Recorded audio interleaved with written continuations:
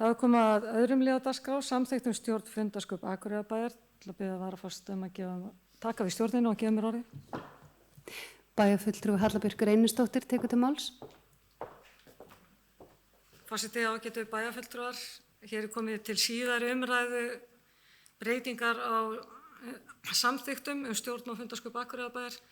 Við fórum yfir þetta nokkuð vel á síðasta fundi og þar taldi ég upp alla breytingarnar sérstaklega. Þessar breytingar eru komnar til af stjórnsýslubreytingunum sem við höfum verið að ræða hérna, þar sem við erum að sameina nefndir og leggja niður og svo framvegis og það þurfti að breyta samþykktunum samhliða. Ég ætla svo sem ekkert að fara yfir þetta neitt grundigt núna til að fólk geti þá bara fundin síðasta fund og hlusta á umræðina þá.